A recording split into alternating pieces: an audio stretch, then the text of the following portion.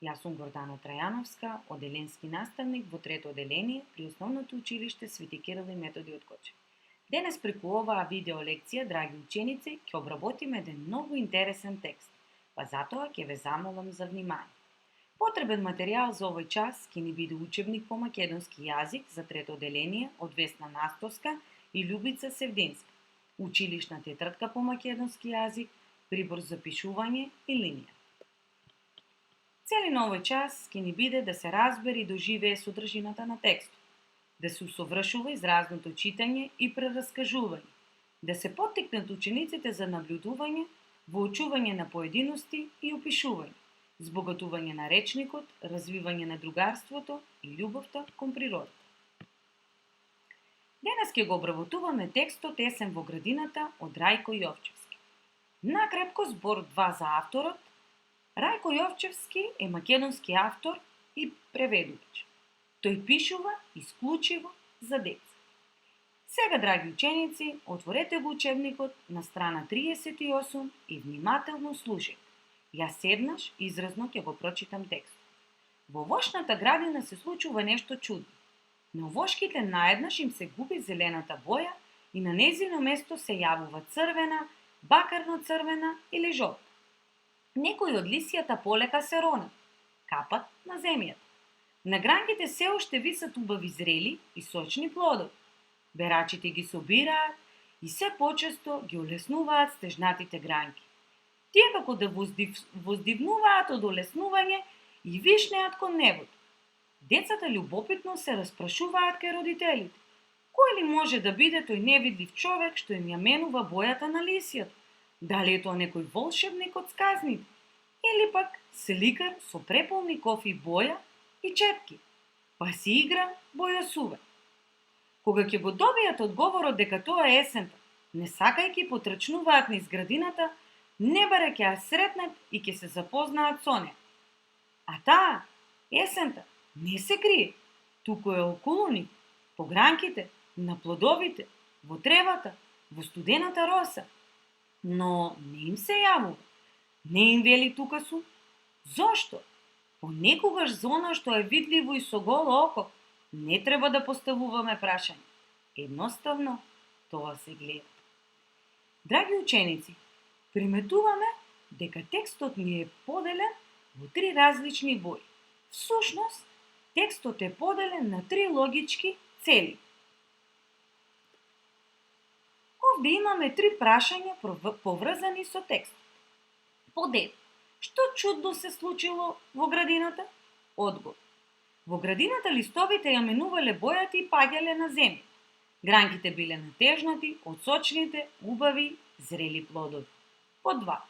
Каде љубопитните деца го барале одговорот за промените во градината? Одговор. Љубопитните деца одговорот го барале од родителите. Под 3. Зошто децата трчале во градината? Одговор. Децата трчале во градината за да ја најдат есента и да се запознаат со неа. Сега, драги ученици, отворете ги училишните тетрадки и напишете го насловот на текстот. Есен во градината од Рајко Јовчевски. Потоа напишете план и под 1 промени во градината. Под 2 љубопитство на децата. Под 3 децата ја бараат есен. Заклучок, природата во есен е волшебна. Порака, понекогаш за она што е видливо и со голо око, не треба да поставуваме прашање. Едноставно, тоа се гледа. Опис на природата. Во овој текст писателот со зборови ја насликал убавината на природата во градината во есен. Тоа се вика опис на природата. Описот е сликање со зборови, искажани или напишани. За да се опише убаво треба внимателно да се наблюдува природата и да се забележат сите нејзини поединости. Овде гледаме еден квадрант. Тој е поделен на 4 еднакви дела. Од левата страна горе ни пишува жолта, црвена, бакарно-црвена, понекаде зелена, кафена, портокалова, сина и така натаму. Тоа всушност, драги ученици, се боите кои ги ние среќаваме во годишното време есен. Исто така можеме да слушнеме и на различни звуци. Детски џагор, песна, шушкање на паднатите листови, шушкањето на ветерот, лајање на куче, крцкањето од откинувањето на плодови и слично. Бидејќи ние сите луѓе сме различни, имаме различни чувства, во есента може да ни се јави љубопитноста, среќата, радост, исполнетост, задоволство, љубов кон природата, дружелюбивост, разиграност. Во четвртиот дел од квадрантот гледаме една слика. Токму на оваа слика можеме да ги воочиме различните бои кои ги среќаваме во годишното време есен. Овде имаме описни зборови и споредби за есента.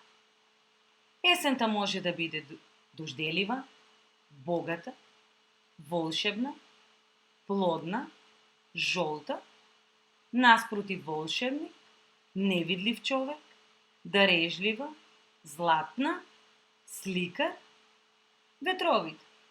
Имате уште многу празни жолти ливчиња. Драги ученици, можете и вие сами да си дополните и од левата и од десната страна на дрвото. Овде имаме еден интересен крстозбор. Подет. Се подготвува од овошје или зеленчук за да имаме разновидна исхрана преку зимата. Што е тоа? Зимница. По 2. Годишно време. Есен. По 3. Сочни, големи, убави плодови. Зрели. Под 4. Птици што одат на југ. Преселници. Боја символ на есента. Под 5. Жолтата. Драги ученици, во домашната тетрадка опишете есента во вашиот крај, во вашата улица или во вашиот двор. И употребете да ги следниве клучни зборови. Есен, лисија, бои, ветер, облаци, празни гнезда. Во иконите се сместени текст и песна од Рајко Јовчевски во кој е опишана природата во есен. Прочитајте ги и уживајте.